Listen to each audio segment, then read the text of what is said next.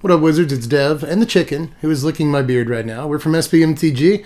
We like it a magic, and it is the most wonderful time of the year. It only comes once every 365 days, but it's a beautiful celebration of love and life. And of course, I'm talking about the 5 for 5. That's right, it's everyone's favorite time again, y'all. 5 decks, $5 a piece, not counting lands, of course, all tuned to play well against one another so you can have some fast, fun, cheap games with a lot of variety. We got stuff ranging from the pretty straightforward to the truly bizarre janky combos in this video. So strap in and enjoy the 5 for 5. And I'm your favorite magic channel's favorite magic channel. Best believe that the professor go bananas for my deck tech. All right, everybody. First, I just want to say thanks for coming. I'm glad that we could all be together for the holidays again. It feels like forever since we've seen each other. Jerry. Thank you, Dev. I am always here. Here you are, Jerry. Editing Dev. How you doing? Oh, right now I'm editing this video. Well, you're working on this video. The one that we're recording right now. Oh, yeah. See, there you are. You're right there.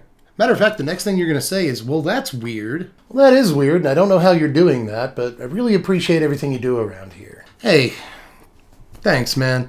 You know, it's nice to finally get some recognition around here. Yeah, cool. Anyway, Kev is here of all people. Thanks for making the trip. We haven't seen you in forever, it feels like. Hey, what did you get us? Okay, you're just going to go right into that then, huh? That's why you're here? Yeah, that's why people come to this kind of stuff. Why do you think I'm here for the first time in 3 years? What did you get us?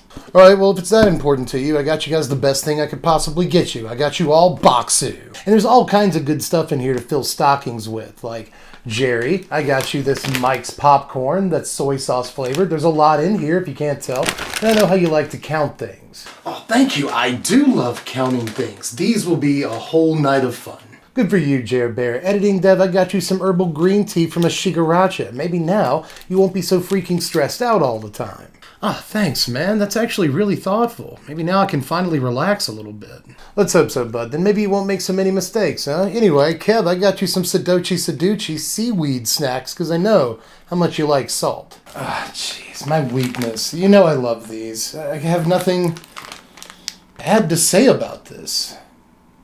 I have nothing bad to say about this. What am I going to do? You shut up and eat it is what you do, and then you can go to Boxu.com and put in the code StrictlyBetterMtg10 to get 10% off of your order of premium Japanese snacks. Editing Dev, why aren't you wearing pants? 'Cause why would I wear pants? Use the link in the description and enter the promo code.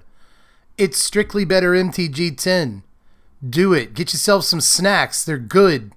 They're delicious snacks. And we're back. But I do have one more thing before I'm done with sponsorship stuff for a while here on the channel. And that is that if you sign up with that link in the description right now, you might win a free trip to Japan. I'm not eligible to win it. I literally can't win it, but you can. So I would like to win it, but can't. So maybe one of you should go do that. But aside from that, no more sponsorship talk. You came for a reason. You wanted to see these decks. And I've got 5 of them to show you, so we probably need to go ahead and get to it.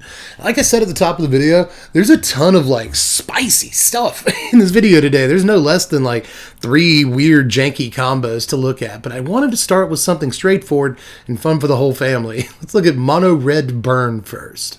Well, this deck is built around the Burn Brothers, Kessig Flame Breather, and Thermo Alchemist. 4 copies of both of these guys, because once you get multiples on the table, that's a faster clock than Big Ben on Monster Energy Drink. Sorry for the bad joke, but your opponent will end up looking like a turkey cooked by your granddad. It's always too dry. I won't apologize for the good joke. But that's not all the creatures in the deck. We've also got 4 copies of Flame Channeler in here, which is a pretty decent attacker sometimes. It's effectively a 2-mana 3/3 because it's very easy to flip over. And then once you do get it flipped over, this is a way to draw cards, and this deck really needs a way to get card advantage. Flame Channeler is a really good way of getting it. But let's switch the channel here and look at all of our burn spells, because aside from lands, the whole entirety of the rest of the deck is cards that are capable of dealing damage directly to the opponent's ugly mug. 4 copies of Royal Eruption, 4 copies of Play with Fire, the 2 best burn spells in Standard that are capable of going face. But don't be shy, you can use these as removal spells when you absolutely have to, but like any good burn player, do remember to take note of your opponent's life total and how much damage the spells in your hand add up to every turn, especially if you've got alchemists and flame breathers on the table to add to that damage. Sometimes it's actually wiser to take a shot or 2 in the mouth from your opponent's creatures and just finish them with direct damage. The choice is yours, but again, don't be shy to do either. Because you got plenty of burn to go around. Things like Igneous Inspiration, Magic Missile, Light Up the Night are all in this deck. Light Up the Night may be a rare, but most of these decks are going to get at least 4 copies of a rare, because all the rares that I've chosen are 15 cents. Light Up the Night you can get for 12 cents on TCG Player right now, and it's really nice to have just an X damage burn spell to finish the opponent in your deck. Magic Missile is a pseudo sweeper against a lot of decks, or maybe it kills a 2 toughness creature and deals 1 to your opponent's face. There's lots of ways to use a Magic Missile, and you'd be surprised how versatile this card is. Now, Igneous Inspiration on its face looks like the worst burn spell in the deck, but we did have a couple of extra bucks left over when we finished this deck off, so we had room in the sideboard for things like Environmental Sciences and Start From Scratch and a couple of other cards. Check out the deck list in the description if you want the whole learn board, but honestly, Igneous Inspiration is kind of fine by itself because we're looking for a critical mass of spells that deal damage to the opponent, and that's all we really care about. Igneous Inspiration is a spell that does that and also gives us a form of card advantage, so we'll take it. Aside from that, there's also In the Festivities and Spikefield Hazard. Now, Spikefield Hazard lets us cut into the land count a little bit, not to mention the fact that we really aren't playing a very high curve. It stops at 3 in this deck, so we don't have to play too many lands in the first place. With Spikefield Hazard, we basically have 24 lands, but you don't have to play it as a land most of the time. And In the Festivities looks like a weird card, but none of our guys died to it. It at least hits the opponent for the 1 damage, and sometimes it even kills multiple of the opponent's creatures. There are some boards on which this can be really, really good, but at the end of the day, it's direct damage to the opponent's face one way or the other, so I'll take this. And we finish it off with 20 Mountain. Really nothing too sexy here, nothing too revolutionary. Okay. And we finish it off with 20 Mountains. Just nothing too revolutionary, nothing too sexy here. Play Mountains in your burn deck. All right, now that we've done our stretches and looked at the simplest deck that we'll look at today, although don't let that make you think that it's not a fun deck. It's the most fun you'll ever have. Let's instead move to some Jank, because I promised you some Jank. So I hope that you're ready for Crab Catapult. Now, I have a special place in my heart for Jank like this, but I would understand if you had never actually paid any attention to Catapult fodder before, and therefore you have to read the card. Now, it's a 3-mana 1/5 that says that if you have 3 creatures, itself included, that have bigger butts than fronts, then you get to flip it over. And once you flip it over, you can fling creatures and deal damage equal to their toughness. Now, this works really well with a couple of creatures we have in Standard right now. You can play this alongside Charix, the Raging Isle, or Unhallowed Phalanx, which we are working in a 2 of here, and fling for 17, or slightly less, but still enough to kill your opponent most of the time in 1 shot. But like I said, there's plenty of other creatures to throw at your opponent and do other stuff with. That's the beauty of this deck, is that a lot of the creatures that have higher toughness than power, and you want to play in certain slots anyway, right? You need 2 drops with higher toughness than power.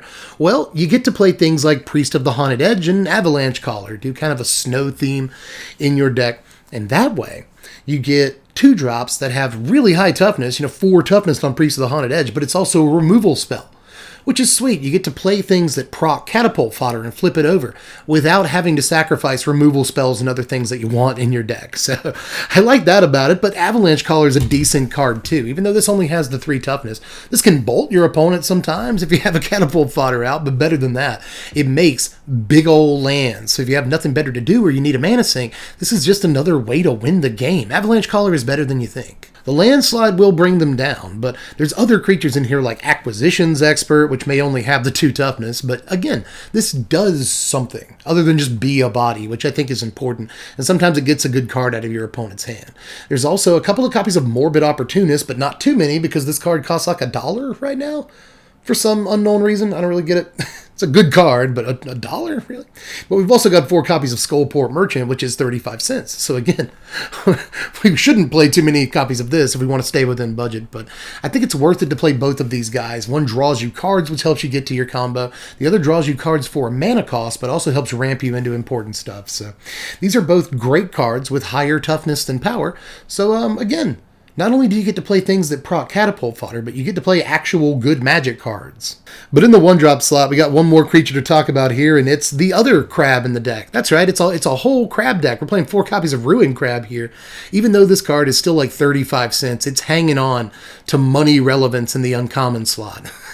I'm more than a quarter, but it's still a card that I want to play. And there's other 1-drops you could play here. I didn't have room for Concealing Curtains in the budget, and there's a couple of other even common and uncommon 1-drops you could play in this slot, but Ruin Crab is a lightning rod for removal, even though there is almost no way we can actually kill them with a Ruin Crab in this deck.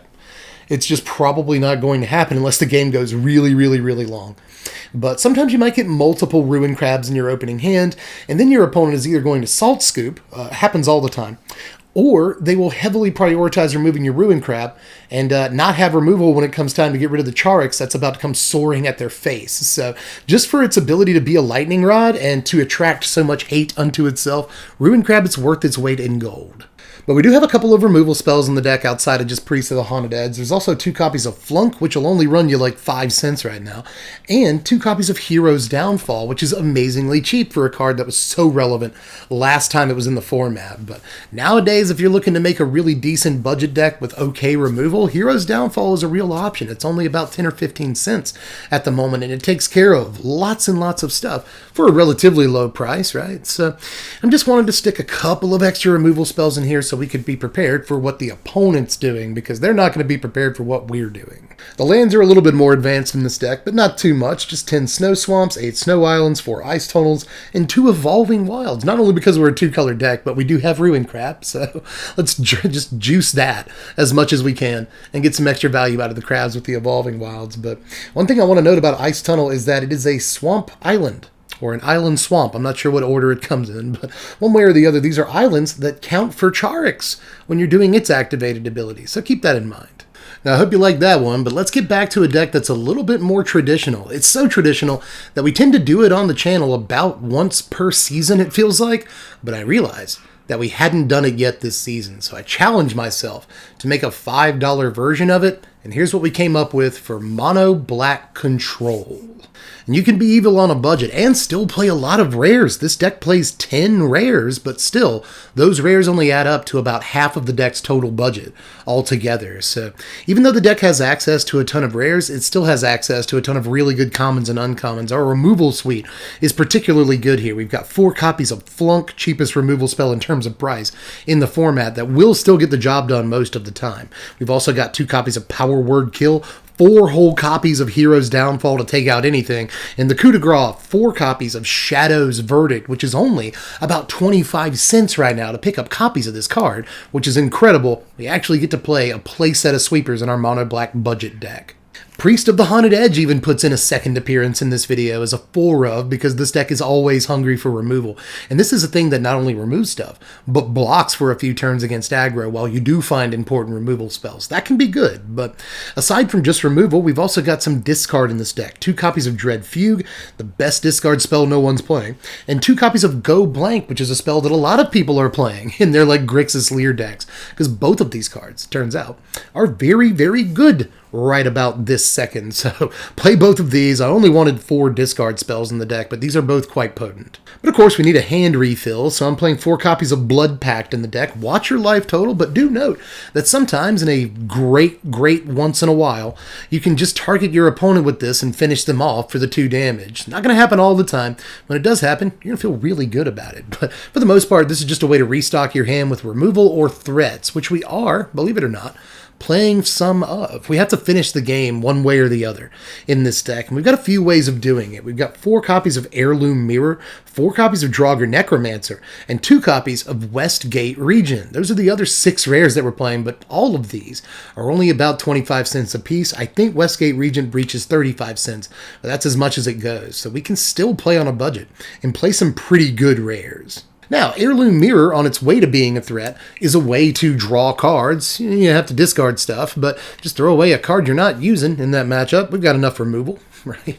Just throw away a card you're not using at the moment and try to find something that you actually do need. The ability to draw cards off of Mirror is actually really important in a deck that just doesn't have a whole lot of good ways to draw cards, but eventually it's going to be a 4/4 boy with the ability to eat stuff out of graveyards, which is a good thing to be able to do sometimes. So Heirloom Mirror, again, better than you think. This card should actually see some play every now and again. But Draugr Necromancer is a card that a lot of people have tried to play with, and it's not often as good as you want it to be, but our deck does set it up for success. We've got all of these removal spells. I mean, there's 4, 8, 12, 14 ways, it looks like, something like that, to kill creatures in this deck. without exiling them. So there's plenty of ways to replay stuff off of Draugr Necromancer. So not only is it a threat that can finish the game, but it also gives you other threats that can finish the game. It's a threat factory. That's also a threat. Aside from that, there's also the 2 copies of Westgate Regent, which is the best finisher in the deck. Sometimes it just hits for 4, and then it hits for 8, and then the game is over. One way or the other, it feels like playing good old mono black control. All the removal spells in the world, control the board state, plunk down your own big fat guy, win the game. This deck does a pretty good job of that. But as far as the lands go, we're just playing 24 Snow Swamp. Again, about as simple as it gets, and I wish I had more to say, but no. Just 24 Snow Swamp, play that. But we're done with what you might presume to be boring decks. Chicken, you're over here asleep, aren't you? So cute. Anyway, we have a couple more decks left to look through, and both of them are the spice. As a matter of fact, this next deck is a deck that I've taken to playing in the ranked queue more than once because it can deal some real damage there. But let's take a look at a deck I like to call Snakeskin Drake. Now, what we're really looking at here is a Simic deck based around Stormchaser Drake. In case you haven't read this card, this is a 2-mana 2/1 flyer. Not bad stats right there, but whenever you target it with a spell, you draw a card, and that's where this deck can really pop off. This is not only one of the most important threats in the deck, but it's also the engine that keeps the deck going. But it's not the only creature in the deck. We need more threats than just the one. So let's play Delver of Secrets because Stormchaser necessitates that we play lots of instants and sorceries anyway. So we might as well play Delver of Secrets and sometimes have a 3/2 flyer on turn 2. It sounds decent to me. But there's also Dragon's Guard Elite in this deck. Another kind of forgotten card back from Strixhaven, right? This is just a 2-mana thing that gets +1/+1 counters whenever you cast spells. And can also, once you have a lot of mana, you can just double the number of counters on it, which is pretty sick. But these 3 cards are the threat base in the deck. So we're not really playing a ton of threats, but we are playing plenty of ways to protect our threats once they're on the table. Not only cards like You See a Guard Approach, but also Snakeskin Veil, which is why I call the deck Snakeskin Drake. This is just the best card you can pair with Stormchaser Drake. I know a lot of people have played like blue-white Stormchaser Drake, so you can play Homestead Courage, draw 2 cards for 2 mana, put 2 counters on your Drake. Sounds great, but Snakeskin Veil is the only really, truly good 1-mana protect your Drake spell in the format.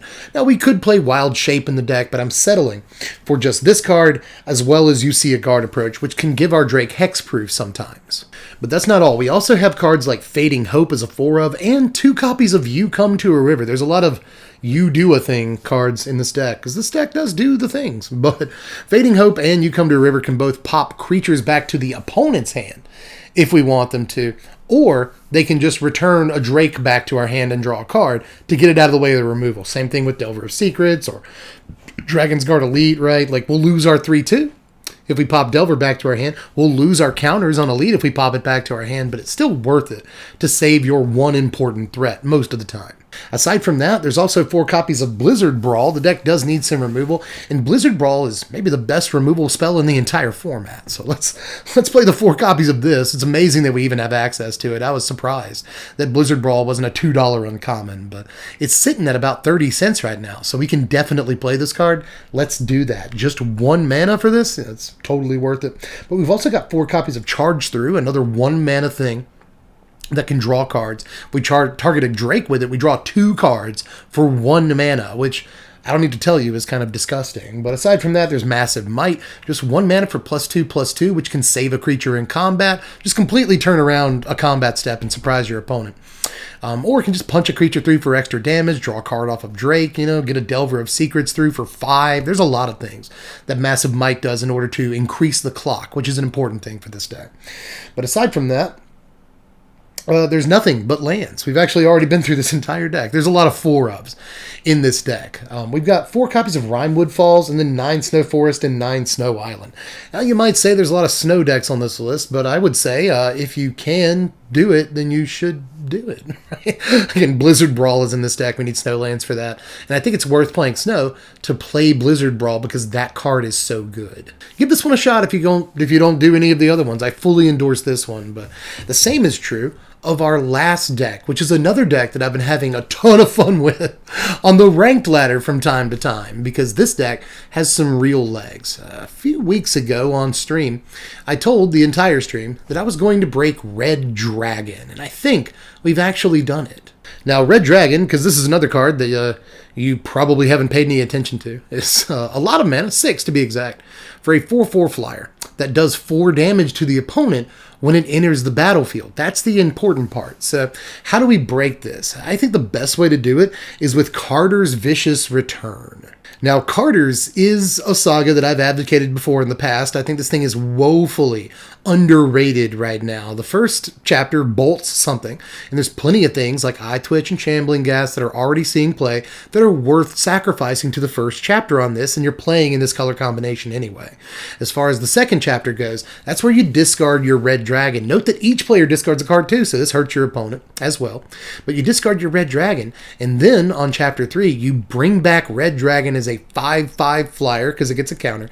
It gets haste, so it goes ahead and swings in, and it does 4 damage to the opponent. That's a total of 9 damage to the opponent. And if you want to put it this way, it's actually 12 whole damage off of just Carter's Vicious Return. So there's a lot of cool stuff you can do with the Carter's Vicious Return in general, but Red Dragon is maybe the coolest thing you can do, and you'd be surprised how many decks this sticks.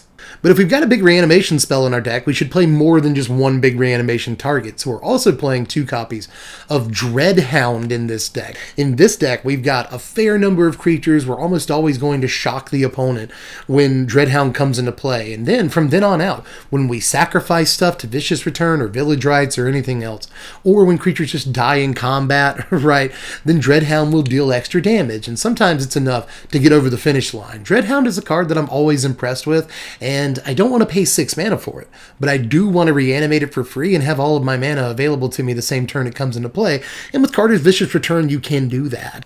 Let's move on to the creatures that we are playing in this deck. We've got 4 copies of Fireblade Charger, 4 copies of Voldaran Epicure, and 4 copies of Bloodtithe Harvester to start things off here. Now, Fireblade Charger is great to sacrifice to a Vicious Return because it's going to deal at least 4 damage to a target. Voldaran Epicure and Bloodtithe Harvester, both of these can draw us into cards and get rid of useless cards, which is kind of important because this deck doesn't have a whole lot of ways of doing that. But Epicure and Harvester are a good combo in and of themselves, right?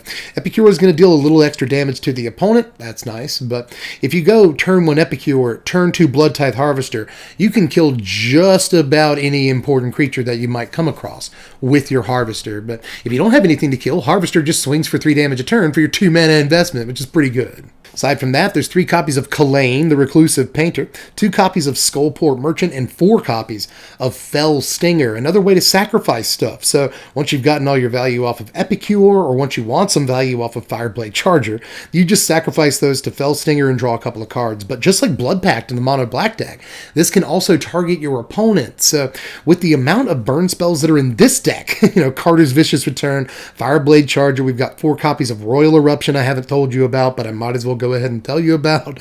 There's a number of direct damage spells in this deck, so sometimes Fell Stinger can deal the final blow, but often this is just going to be a hand refill that is sorely needed. That said, Skullport Merchant can draw some cards for the deck and be a sack outlet as well, so it's an important tool. We've got the 2 copies of Village Rites that I mentioned earlier in the deck, another way to sack cards and draw cards, so nice to have another sack outlet in the deck. And as far as Kalane goes, this is ramp that gets us to our big things. Sometimes it can get us to a turn 3 Carter's Vicious Return, so we can get to a Red Dragon ultimately faster, right? We can sacrifice the Kalane to bolt something, so Kalane plus Vicious Return is good in and of itself, but Kalane is also getting us closer to a Red Dragon or a Dreadhound. And there's even some action in the lands here. We do have 10 copies of Mountain, 10 copies of Swamp, and 4 copies of Sulphurous Mire because it's the cheapest dual land we can play. But we've also got 2 Immersturm Skullcairn, which is only about 5 cents right now, and even lets us deal damage with our mana base. These are just bolts waiting to happen if you get long enough into the game. And very often you will in this, again, sort of 5-deck meta. Deck games sometimes go long. So Immersturm Skullcairn, on top of all the other direct damage in the deck, can sometimes just end up finishing the game off for you. It's happened way more than once. So there you have it. Hope you liked all 5 decks this year, because these are probably the jankiest decks that I've ever had the privilege of building for the 5 for 5. Again, normally it's kind of boring decks.